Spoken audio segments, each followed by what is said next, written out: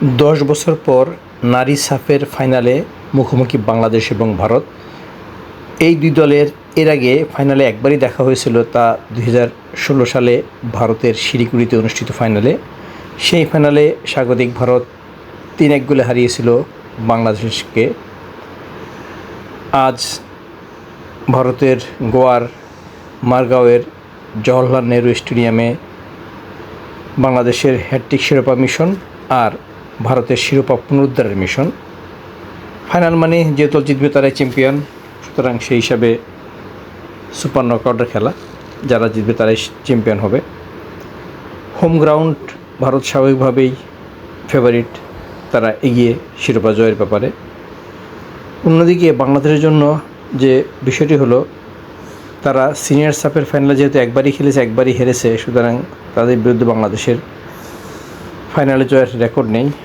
আরেকটি তথ্য হলো, বাংলাদেশের জাতীয় ফুটবল দল তা যে কোনো লেভেলে হোক, পুরুষ, মহিলা, সিনিয়র, জুনিয়র, বয়সভিত্তিক যে লেভেলে হোক, বাংলাদেশ কখনো ভারতের মাঠে ফাইনালে ভারতের বিপক্ষে জিততে পারেনি।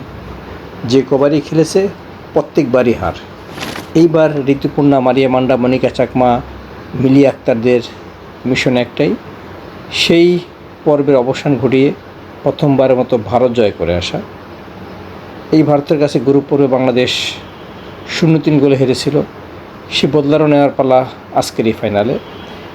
এখন একটু দেখা যাক ভারতের মাটিতে বিভিন্ন সময় অনুষ্ঠিত ফাইনালগুলোতে বাংলাদেশের রেজাল্ট কেমন ছিল। 1995 সাল মাদ্রাজ সাফ, সেই সাফের পুরুষ ফুটবলে ফাইনালে দেখা হয়েছিল বাংলাদেশ এবং ভারতের। সেই ফাইনালে ভারত 1-0 জিতে স্বর্ণ তাদের গলায় পড়ে। এরপর আজ যে গোয়ার মাঠে খেলছে মারগাঁও জওহরলাল নেহরু স্টেডিয়াম, এই মাঠেই 1999 সালে সাফ ফুটবলের ফাইনালে বাংলাদেশ 0-2 গোলে হেরেছিল ভারতের কাছে। 2016 সালে ভারতের শিলিগুড়িতে অনুষ্ঠিত হয়েছিল নারী সাফের ফাইনাল।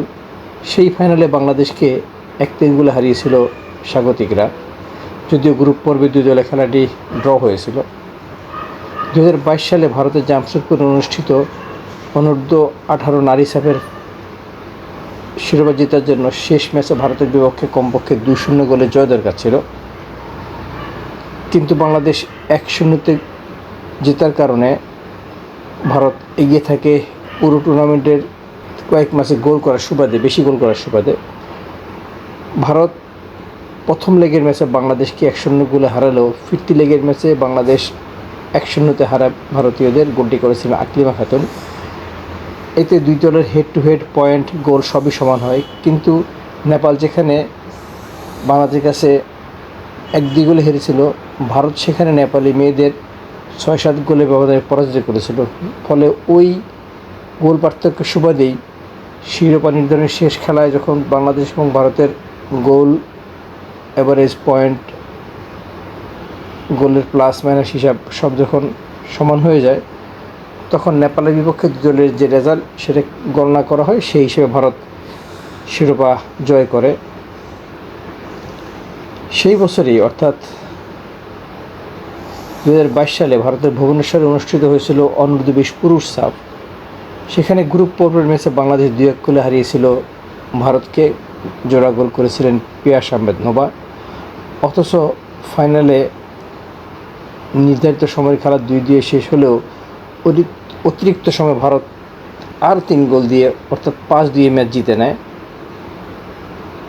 এখন বাংলাদেশের নারী ফুটবলারদের দায়িত্ব হলো পুরুষ ফুটবল দলের ওই ব্যর্থতাগুলো ঝেড়ে ফেলে তারা যেন আজ ভারতকে হারিয়ে শিরোপা জিতে দেশে ফিরতে পারে।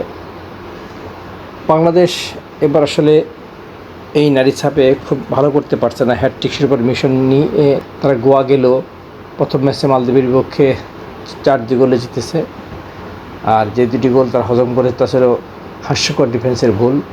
বাংলাদেশের কোচ পিটার বাটলার এখন পর্যন্ত তার একাদশ ঠিক করতে পারেননি। 3টি ম্যাচ খেলা হয়ে গেছে, কিন্তু এক ম্যাচে এক একাদশ খেলাচ্ছেন। আসলে কোচ কার উপরে আস্থা রাখতে পারছেন না, নাকি তিনি সিদ্ধান্তহীনতায় ভুগছেন, সেটা তিনিই বলতে পারবেন। দিন শেষে বাংলাদেশ দেখবে রেজাল্ট। যদি আজ ভারতকে হারিয়ে বাংলাদেশ চ্যাম্পিয়ন হয়, তাহলে কোচ তো মাঠে উঠে যাবেন, তাকে মাথায় চড়িয়ে রাখতে চাইবেন বাফুফের কর্মকর্তারা। অন্যদিকে হেরে বিদায় নিলে আর বাংলাদেশে কাজ করতে হবে না, তাকে উন্নত চাকরি দিতে হবে। নারী ফুটবলারদের কল্যাণে বাংলাদেশের ফুটবলে অনেকগুলো প্রথমের যোগ হয়েছে, তাই আমরা আশা করব আজ বাংলাদেশ নারী ফুটবল দলও প্রথমবারের মতো ভারতের মাঠে ভারতকে হারিয়ে শিরোপা জিতে আরেকটি প্রথম সংযোজন করবেন। সে প্রত্যাশায় আজ সন্ধ্যা 7টায় সবার চোখ থাকবে টিভি পর্দায়।